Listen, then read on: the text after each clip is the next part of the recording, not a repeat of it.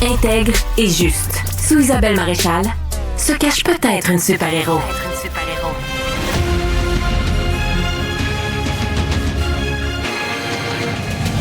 Isabelle Maréchal. We pay subsidies to Canada and to Mexico of hundreds of billions of dollars, and the United States will not be doing that any longer. We're not going to do it any longer. The tariffs are not just about protecting American jobs. They're about protecting the soul of our country. Voilà. C'est le mot qu'il préfère dans le dictionnaire, apparemment, Donald Trump, le mot tarif. Il s'adressait hier soir à un congrès qui a beaucoup chahuté. En tout cas, ça avait tout l'air d'un poulailler. Il y avait des cris de tous bords, tous côtés, surtout du côté républicain, là, qui était vraiment très, très, très bruyant. On a expulsé un démocrate qui, de son côté, lui faisait du bruit avec sa canne et tout ça. Et dans les minutes qui ont suivi, Donald Trump a osé dire que, grâce à lui, on avait rétabli la liberté d'expression aux États-Unis. En tout cas, il a dit beaucoup de niaiseries. Il a aussi dit des choses quand même très vraies, c'est-à-dire que il avait l'intention, il a dit ça ne fait que commencer. Et ça, je pense qu'il faut le prendre au mot. Ça va pas être reposant pour les entreprises. On vient d'entendre Frédéric Véraud qui était très éducatif, je trouvais, là, ce qu'il nous disait, parce que c'est du concret. Ça lui coûte depuis 24 heures des millions de dollars. Vous auriez bien compris. Il est dans l'industrie du bois d'œuvre. Je voulais la réaction de Jean Simard, président et chef de la direction de l'Association de l'aluminium du Canada, qui écoutait avec beaucoup d'intérêt. Merci, Jean, d'être avec nous. Merci de m'avoir invité. Et également Yvan Clich, qui est fellow spécialiste en énergie au Centre d'études et de recherche internationale de l'Université de Montréal. Bonjour, Monsieur Clich. Bonjour. Votre réaction à tous les deux. Yvan Clich, quand on entend Frédéric Véraud, là, il y a du concret, là.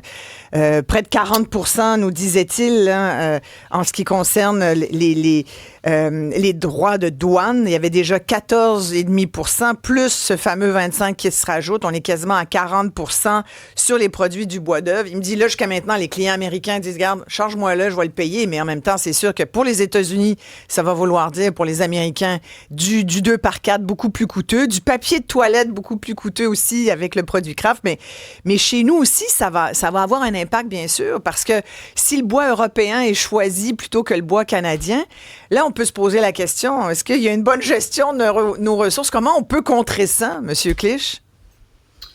Ben, c'est sûr qu'il y a beaucoup de choses à dire. C'est clair que ce qui est en train d'arriver, c'est une forme, je pèse mes mots, là, c'est une forme de tentative de destruction de l'économie canadienne, mais ce faisant indirectement de l'économie américaine, parce que l'économie américaine et canadienne, on le sait, sont deux économies extrêmement intégrées.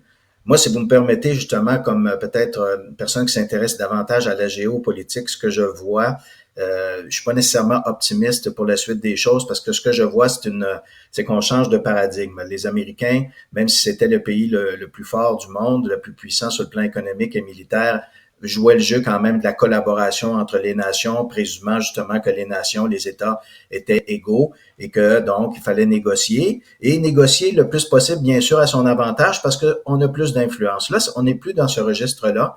On est je pense, dans le registre là, d'une hiérarchie des nations et que si je suis le plus fort, ben tu dois t'assujettir à moi et à mes intérêts. Alors là, on parle vraiment là d'une autre approche, d'une autre mentalité. Et au lieu de passer par la guerre, les Américains l'ont fait en Afghanistan, en Irak, ça n'a pas été un succès. Ben là, maintenant, on procède par la guerre économique et on va exercer le maximum de pression là où ça fait mal pour s'assurer d'avoir le plus d'avantages possibles dans la relation économique. Alors, les Américains l'ont fait, l'ont testé. Ils ont maintenant raffiné leur arsenal avec notamment l'Iran, le Venezuela, la Russie, la Chine. Et puis là, ben maintenant, c'est notre tour, le Mexique et le Canada. Et donc, c'est une complètement et toute nouvelle approche là qu'on doit subir. Et moi, je pense qu'effectivement, étant donné que c'est un état d'esprit, c'est une nouvelle façon de voir les choses, la politique mondiale. Je pense que c'est quelque chose qui va perdurer au cours des prochaines années sous cette administration actuelle. Oui, puis c'est ce que plusieurs auditeurs me disent, là, tout en critiquant d'ailleurs ce que Justin Trudeau disait hier. Il y en a beaucoup d'auditeurs là, qui disent que c'est pas la meilleure chose qu'il a faite là, de s'attaquer à Donald Trump. Un auditeur qui dit Donald Trump coûte 25% de plus aux Américains pour qu'ils se... pour qu'il s'essuie les fesses.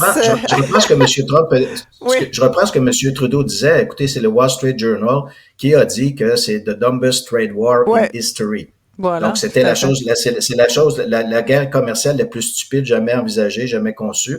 Et le Wall Street Journal est un soutien de M. Trump, mais c'était pas gêné pour dire que cette idée-là, elle est extrêmement mauvaise. Mais moi, en tout cas, pour le moment, je ne vois pas le contexte politique encore approprié pour vraiment faire plier M. Trump. Peut-être qu'on va avoir des développements dans les prochains jours, on ne peut pas le présumer, mais moi, je pense que l'état d'esprit derrière ça est très malsain pour les intérêts du Canada. Ah oui, et du Québec. Donc, par texto, 187 Cube Radio, ne vous gênez pas pour faire connaître votre opinion. 1-877-827-2346. Jean Simard, pour l'aluminium, je vous voyais là, quand Frédéric Véraud parlait du bois d'œuvre, puis de ce que ça voulait dire pour toute cette industrie. On a compris, là, 55 000 personnes qui y travaillent directement, sans compter tous les emplois indirects. Là, il y a des villes au Québec qui dépendent de cette industrie forestière. C'est idem pour l'aluminium, là. Oui, le contexte est le même, mais les enjeux sont les mêmes, mais les façons d'exercer tout ça sont différentes pour vous? Je dirais que le contexte est le même, sauf qu'on bénéficie d'une structure industrielle et d'une dynamique de marché qui est assez singulière, particulière, unique à l'aluminium. On est totalement intégré dans la chaîne de valeur. Une chaîne de valeur, c'est l'ensemble des acteurs dans un secteur particulier. Prenons le secteur automobile.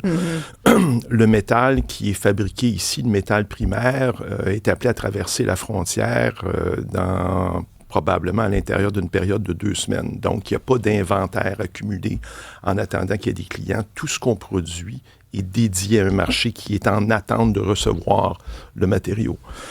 On est le premier exportateur On est le plus d'aluminium. grand exportateur net d'aluminium sur la planète. Donc, on exporte 90% de toute notre production vers le marché américain, pour lequel ça représente à peu près 70% de toute sa consommation et les 2 tiers de ses importations. Parce que quand j'entends Frédéric Véraud nous dire, là, il y a des bateaux qui sont pleins de bois européens qui vont traverser l'océan, qui vont remplacer notre bois québécois. Aux États-Unis, je me dis, est-ce qu'ils peuvent faire la même chose avec l'aluminium? Bien, il se produit la même chose un peu dans l'aluminium présentement, les marchés qui desservent, les points d'origine de desserte du marché américain, le premier, c'est le Canada, naturellement. Ensuite, il y a le Moyen-Orient, la Russie, un petit peu l'Australie. Parce qu'ils ne vont pas prendre l'aluminium chinois, ça c'est sûr. On sait que l'aluminium, il s'en fait en Chine, mais bon, les relations ne sont pas trop bonnes. Oui, la Chine n'exporte pas de métal primaire, ils exportent des produits transformés parce qu'ils vont chercher plus de rendement de cette façon-là. Mais ce qui arrive dans notre domaine, c'est que on ne peut pas remplacer le métal demain matin, c'est une question de temps. C'est des très longs cycles opérationnels. C'est ce qu'il disait aussi. Par exemple, quand on fournit le secteur automobile, il a fallu se faire certifier, homologuer. Ça prend 2 ans pour être admis comme fournisseur. Alors, quelqu'un qui voudrait prendre notre place dans un marché comme celui-là, ça prend de 1 an à 2 ans pour passer à travers les processus. Mais c'est la même chose pour nous. Quand on parle de diversification, moi, j'appelle ça le leurre de l'heure, la diversification. Ouais. Pourquoi le leurre de l'heure? Pourquoi c'est un leurre pour vous? C'est un leurre parce que ça prend des années à développer des marchés sur lesquels on peut se déployer ultimement. Mais on fait quoi en attendant le si moi, je vais aller en Europe, il faut que je tasse quelqu'un en Europe. Il y a quelqu'un qui occupe le marché. Alors, il faut que je prenne sa place. Avant de prendre sa place, il faut que je fasse des liens, il faut que je développe une relation commerciale, il faut que je me fasse accepter, il faut que je fasse accepter mes produits. On est rendu dans 2 ans, 3 ans, 4 ans. Vous avez tellement raison. Hier, justement, je parlais à M. Garzani, qui est le président d'une entreprise qui vend des tours d'urgence, des tours en aluminium, justement, vous devez le connaître. Et il me disait, ça fait des années, nous, qu'on est là. Ils sont pas du tout aux États-Unis. Fait que lui, il regardait ça hier, puis il disait, je compatis, par exemple, puis c'est sûr qu'il y a un impact pareil, parce que moi aussi, je fais l'épicerie comme tout le monde, puis c'est sûr que ça va augmenter chez nous. Je veux dire, ça va créer une récession. Tout le monde va vivre la récession. Mais il disait, mais d'un autre point, ben moi, c'est sûr que je l'ai diversifié, mon marché, depuis des années, mais il a fallu y aller. C'est des longues relations nourries. Alors, c'est pas demain matin que ça arrive, mais en attendant, demain matin, on fait quoi, Yvan Clich? Il y a, si vous me permettez, avant d'aller à vous, Yvan, pour la réaction, il y a Antoine qui nous dit présentement, je trouve que Justin Trudeau joue le tough avec Trump, mais ça nous aide pas du tout. Et ça va juste empirer les choses. Très mauvaise gestion, parce que c'est pas mauvais, là, Antoine, votre commentaire, effectivement, parce que Donald Trump l'a dit, la réciprocité du 25 % là, si nous, on rajoute des contre-tarifs, Trump a dit, ben, jusqu'à 50 % ça a l'air que ça le dérange pas. Imaginez 50 %. Sylvain est avec nous, un auditeur. Bonjour, Sylvain. Vous voyez ça comment, vous? Ben, je vois ça un petit peu comme vous venez de dire, là. Ouais. Je trouve que c'est pas une bonne idée, là, que nos gouvernements embarquent dans le jeu de Trump, là. Parce que moi, je pensais, là, que en laissant aller ça, là, ça aurait été plus frustrant pour les Américains que pour nous autres, là, que de commencer à taxer les produits, parce qu'en bout de ligne, c'est nous autres qui vont payer, en bout de ligne, là, les produits qui vont taxer aux Américains.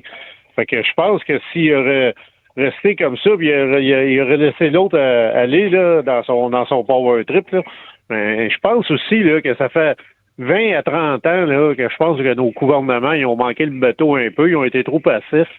Il aurait dû, justement, comme vous disiez tantôt, là, développer notre commerce là, à différents pays. Là. Parce que quand tu fais affaire juste avec un pays, ou peu importe, j'ai déjà vécu cette situation. Moi, j'étais dans le commerce avant, là, et il y en a un qui va avoir affaire là, de tout prendre mon stock, tout ça. Mais j'aimerais mieux avoir 50 clients que d'en avoir un, puis qu'au bout de 2 ans, mais là, il commence à marchander de baisser les prix, puis là, ben, je suis pogné, là. Ben, c'est ça. Ça, là, en affaires, c'est le pire c'est scénario. Avoir un seul client. T'es content pendant que tu l'as, mais la journée où il commence à dire « Ouh, ça me tente moins ». Jean Simard veut réagir. Merci beaucoup. Merci bien de votre commentaire. Jean? Oui, je pense que... Et Yvan après. Quand on regarde la situation, il faut aussi reconnaître que le Canada, premièrement, est le pays qui a le plus grand nombre d'accords de libre-échange. On est le seul pays membre du G7 qui a des accords de libre-échange avec chacun des pays membres. Ça, c'est très important. Puis, c'est le problème, je pense, c'est beaucoup plus qu'on n'a jamais assumé pleinement ces relations-là comme entreprise, comme industrie et comme économie. On s'est dit, on a des accords, on peut y aller, mais si on regarde la croissance de nos échanges avec ces régions-là du monde, ça n'a rien à voir avec le commerce qu'on fait avec les États-Unis. Et pourquoi? Ouais. Ben, c'est parce qu'on a joué sur la facilité d'être à proximité et d'avoir un taux de change qui nous favorisait énormément, ce qui a fait en sorte aussi que pendant toutes ces années-là, on n'a pas amélioré notre productivité comme on aurait dû le faire, parce qu'on avait le confortable coussin du taux de change qui nous favorisait. On n'avait pas besoin de faire vraiment d'efforts parce qu'on était capable d'être compétitif strictement à cause de la faiblesse du dollar par rapport à la monnaie américaine. On est encore là. Là, on a un reality check. Là. Hey, moi, je suis le taux de change. J'aurais pu être cambiste dans la vie tellement j'ai du fun à regarder ça. L'euro est à 1,54 ce matin. Ouais. Le dollar, évidemment, le dollar américain est à 1,48. Hey! On n'a jamais vu ça, là. Ah, oui. Et le dollar canadien, il est dans le dallo. Là. Mais en même temps, ça, c'est bon en théorie pour les exportateurs. Oui, mais c'est pas bon pour la modernisation parce qu'il faut que tu achètes en dollars US tes machineries pour devenir plus compétitif. Et c'est là où les gouvernements ont un rôle à jouer dans l'avenir. Il faut forcer les entreprises à améliorer leur productivité. Puis il faut mettre des éléments de conditionnalité dans l'appui financier qu'on fait auprès des entreprises pour qu'ils utilisent le momentum actuel pour devenir plus compétitifs. Oui, d'ailleurs, un entrepreneur me disait, c'est drôle parce qu'on va remplacer de la machinerie américaine par de la machinerie chinoise. Ouais. Donc, on se rapproche de la Chine par la force des choses. Yvan Clich? Ben écoutez, moi, je pense qu'il en va de la vie des nations et des individus. Là, on bascule souvent à travers des crises. Les grandes transformations se font souvent à travers des moments qui sont très difficiles. Là, récemment, l'Europe en a vécu un moment comme ça avec l'invasion russe de l'Ukraine et l'interruption du gaz russe vers l'Europe. Et puis l'Europe a donc été obligée de se mobiliser. Vit encore des moments difficiles parce que leurs prix de l'énergie sont très élevés, ce qui nuit à leur compétitivité, mais ça force à une réflexion sur la suite des choses et comment faire en sorte là, de mieux parer les coups une prochaine fois. Je pense qu'il faut distinguer les horizons de temps. À court terme, c'est clair là, on va prendre des impacts. Va falloir suivre la suite des choses. Je pense que nos gouvernements, moi, de ce que je vois comme bons citoyens, font ce qu'il faut, font ce qui doit être fait, c'est-à-dire aller à Washington, parler aux partenaires, tenter de les mobiliser, de les sensibiliser et croiser les doigts pour qu'effectivement une certaine logique là prenne préséance à Washington. La menace de couper l'électricité, Yvan Clich, vous qui êtes un spécialiste de l'énergie, comme Doug Ford l'a dit, là, nous, on ne se gênera pas, là, on va fermer les lumières des Américains, on va leur couper l'hydroélectricité, l'électricité. Vous en pensez quoi? Ben, moi, je pense qu'il faut moduler nos réactions selon l'importance stratégique des secteurs d'activité. L'énergie, c'est le poumon de nos sociétés modernes. Sans énergie, on peut pas fonctionner autant sur le plan individuel que sur le plan collectif. Donc ça, je pense qu'il faut utiliser ça avec beaucoup de doigté et de parcimonie. Et puis pour une société, c'est pas facile nécessairement de remplacer. Si vous importez l'électricité, ça veut dire que vous n'avez pas construit un équipement chez vous pour produire cette électricité-là et la livrer à vos clients. Puis il faut aussi se rappeler les répercussions quand même et les mauvais souvenirs que ça peut laisser à long terme. Donc, imposer un tarif, c'est une chose. Ça peut peut-être être compris par les clients au bout de la ligne, mais d'interrompre, ça, je pense qu'on pourrait nuire à notre réputation et ça pourrait causer un risque réputationnel qui durerait dans le temps. Alors, je pense qu'il faut utiliser ça vraiment avec beaucoup de parcimonie. Moi, je dirais pour le moment là, de pas aller dans cette voie-là. Peut-être penser davantage à des tarifs que de couper carrément l'énergie qui pourrait avoir des impacts immédiats, qui pourraient laisser de très mauvaises séquelles chez les Américains et dans nos relations commerciales à long terme. Mais je pense que la relation a changé, Jean-Simard. Oui, je pense qu'on est définitivement dans une rupture de confiance. Ça ne reviendra jamais, c'est fini. Faut pas regarder dans le miroir, il faut regarder en avant.